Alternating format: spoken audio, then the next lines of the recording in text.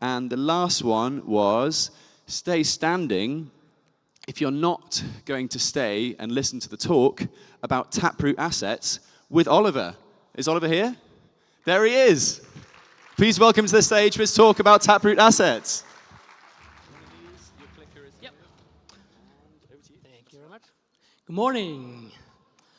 Wow, that will be a tough act to follow after the last talk.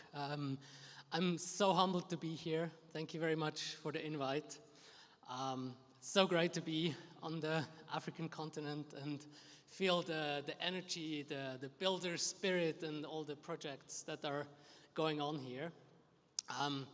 I come from the overbanked part of the world, from Europe, and I feel like it will take us way longer to go to a full Bitcoin standard, just because, as mentioned, we are overbanked. So I'm very excited that Africa as a continent will probably be there way earlier than we are at full Bitcoin adoption. So what I'm here to talk about is the intermediate step that we feel is necessary to onboard the overbanked part of the world onto Bitcoin and Lightning, and by taking a detour through stablecoins. So basically bringing the aforementioned stablecoins, and I'm glad it was mentioned as an exception to the crypto and shitcoin stuff, so anyway, bear with me. So yeah, I'm going to talk about Taproot Asset Protocol and how it will help us bring stablecoins like the US dollar or maybe a stable rand or whatever onto the Lightning network. I'm Oliver. I work at Lightning Labs. I work on this protocol, and I'm a developer, so it's going to be a little bit technical, but I hope you will understand most of what I'm going to talk about. So very quickly, what is the Taproot Asset Protocol? It allows anyone to issue any kind of asset on top of the Bitcoin blockchain. So it's an overlay network on top of Bitcoin. It uses the features that were enabled by Taproot. It's a tree-based structure. And because we already have Taproot enabled, we don't require any additional changes. The protocol was built with Lightning in mind, so it is Lightning native, and it's designed in a way to be as scalable as possible, so not use any blockchain space that isn't absolutely necessary. So efficiency is very important. And also it is secure for mobile or light clients, so it does allow for light client validation. What is our vision with this? We want to make Bitcoin the global monetary network that Satoshi envisioned. And basically, we want to make that possible by bringing everything that is money onto Bitcoin. And so basically, we just use it as a network to transfer value. And we want to do that by using the network that already exists, because the Lightning network, it works, it's here, it is scaling, it has its issues, yes, but we're working on them. So we want to reuse all the infrastructure and all the liquidity that is already present in today's network. We think that the next billion people that will onboard onto Bitcoin and Lightning won't even know they're using Bitcoin and Lightning. And that's exactly why they will be doing it, because most of them don't care in the overbanked world. They just want to see the benefits. And benefits can be, well, it's way cheaper than Visa and MasterCard. It's a technology upgrade. Like Visa and MasterCard as a network, they didn't have a real new innovation in how their system works in, I don't know, 60 years. So basically, this will be a technology upgrade for the world, and the end user doesn't really necessarily see a difference, because they just keep using their fiat currency as they have before, but under the hood, it will be Lightning. And also as the goal of doing what the internet did in its infancy, basically bridging islands of networks together. And if we make Lightning interconnectable by allowing stablecoins and fiat representations to be used in conjunction with the existing Bitcoin and Lightning network, then we're basically building these bridges between the already fully onboarded Bitcoin circular economies and the rest of the world. And the way this was designed is that basically anything touching fiat or stablecoins only needs to happen at the edges, and the rest of the Lightning network doesn't even notice that there are fiat coins being routed through them. So we're going to look at an example. I know the slide says euros here on one side. Just imagine those being rand, and imagine on the other side a US person wanting to pay in a shop here with rand. And we're going to take a look at this example on how this could end up looking. And I know there are already companies out there that basically do this service today. They allow like paying a Lightning invoice in one currency with a completely different fiat currency. And yes, these companies exist, this service already exists, but the hard part for them is they have to go to each and every jurisdiction and set up everything on their own. They have to basically, in every country they want to support, every currency they want to support, they have to build everything from scratch. And the idea with Taproot Assets is that we'll basically cut all of these things into smaller pieces, and with that allow everyone to participate, or more companies to participate. And you could almost think, as with Lego, the smaller the pieces, the more different things you can build with them. So let's just look at the US dollar part of this example. Wouldn't it be nice if we could just split the responsibilities and just have one entity, one company care about the whole stablecoin aspect? And this company already exists. They already do issue US dollar Tether or USDC. So they already do the whole the requirements around the legal implications of issuing a stablecoin. So let's just do them their job and have the wallet integration and the banking part be done by someone else. So the other piece could be the bank, that the only job they would want to do is, okay, I just have a service that I can convert the US dollar that the person has on their bank account into US dollar stablecoins. That's all they offer. And then the third part in this example would be the app, and their only responsibility would be to run the Taproot Asset Protocol, interface with the bank so they get the stablecoin, and then provide this liquidity into Satoshis, into Bitcoin, so basically do the fiat to Bitcoin conversion.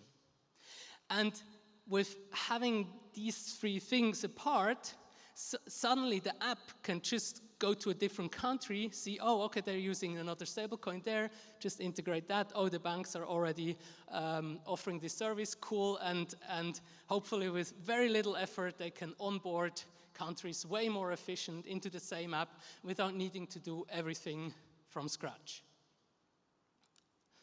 Okay, what needs to be done in the middle? I mentioned everything is going through the Lightning Network as it is today. So yeah, nothing needs to change there. It's already there. There's already sufficient liquidity. It is working. So no change required. And what about the merchant side? Basically, it just needs to be able to display a Lightning invoice. So the QR code that's visible there just needs to be a Lightning QR code. The user won't need to recognize that. I mean, it could even be a pick and pay QR code and do this intermediate app, but of course it would be nice if it was a native QR code. But with this, the merchant would then just get Rand stablecoins or Euro stablecoins into their wallet. And if we look at the example payment flow, how this would actually work through the existing Lightning Network is that I would go to a store, I would scan the QR code with my wallet. The price would be, in this example, €5.50. It would do a price conversion into Satoshis on the merchant side. My wallet would read that invoice and see, oh, it's, I don't know, 50,000 Satoshis, and then would show me the US dollar price for these 50,000 Satoshis. I say, okay, about $5, cool. I pay this. My wallet does a swap into Satoshis. The 50,000 Satoshis flow through the Lightning Network. They arrive at the merchant's node. They see, oh yeah, I had this price quote given out earlier. Cool, I'll do the swap back into euros. And all the merchant sees is, yeah, €4.50 flowing into their wallet. And for me, it's very important to mention here that basically the swap from or to fiat is optional on both sides. So if the merchant is already fully orange-pilled, they can just ask for Satoshis straight away. Directly Bitcoin, no conversion. But I, on my end, with my US dollar wallet, would still be able to pay. Or the other way around, if the merchant doesn't really want to hold Bitcoin or touch Bitcoin or anything, but I, as a Bitcoiner, I already have my Lightning wallet running at home, I just want to use my Satoshis, I can just pay that invoice and never have to touch any fiat on my side. So it basically, because there's optionality on both ends, it allows anyone to onboard to anything. And that means that for everyone who's already on a Bitcoin standard, this just brings so many more people into the network that suddenly can pay Lightning invoices. So if you have a circular economy, and it works, there's suddenly so many more people out there that can pay you. So I really see this as a win for everyone, even those that already are on a Bitcoin standard. So why should these stablecoin issuers even be interested in doing that?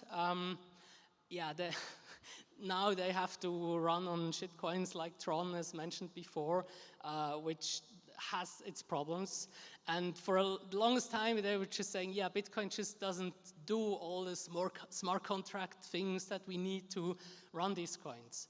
But now, with the Taproot Assets Protocol, they can do everything they now need Ethereum or Tron or whatever for. So they can mint assets, transfer them, batch them.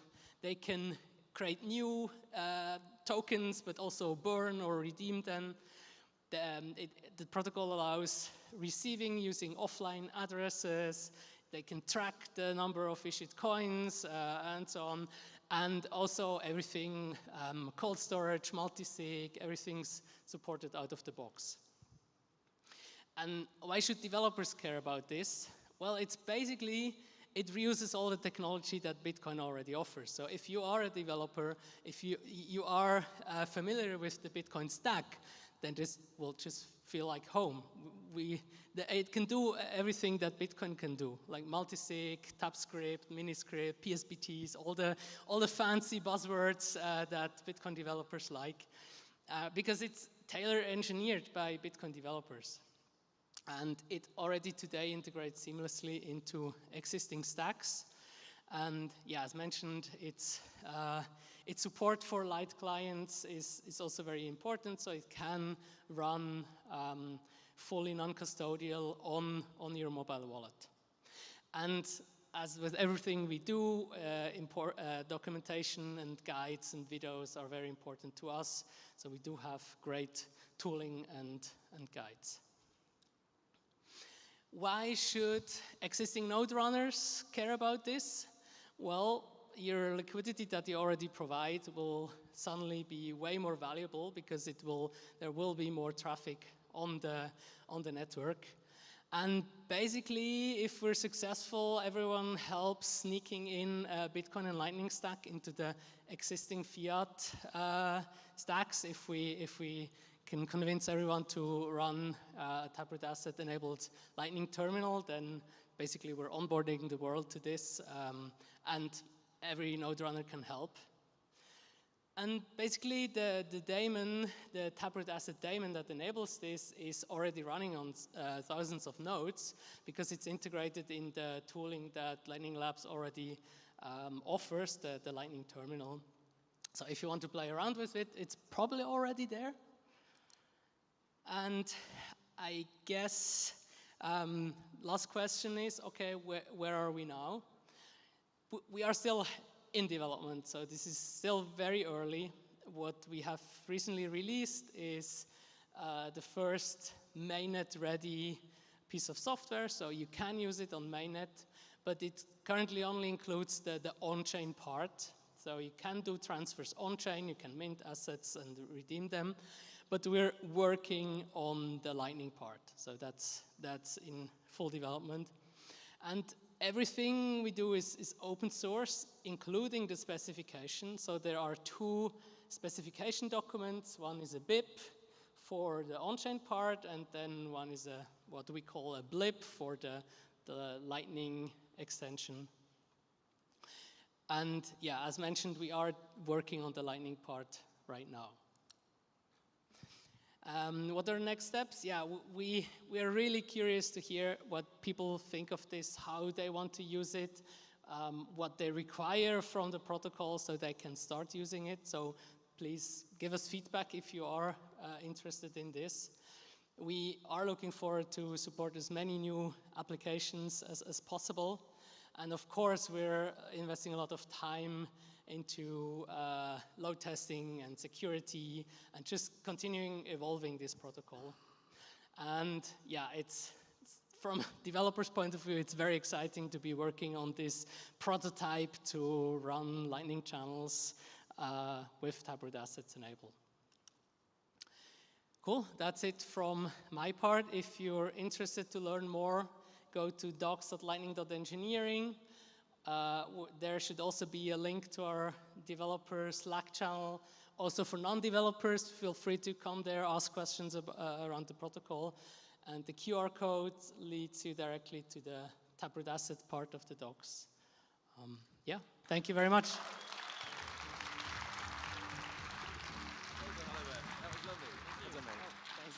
Well done. Give it up for Oliver. That was fantastic. Super interesting. Really enjoyed that. Next up.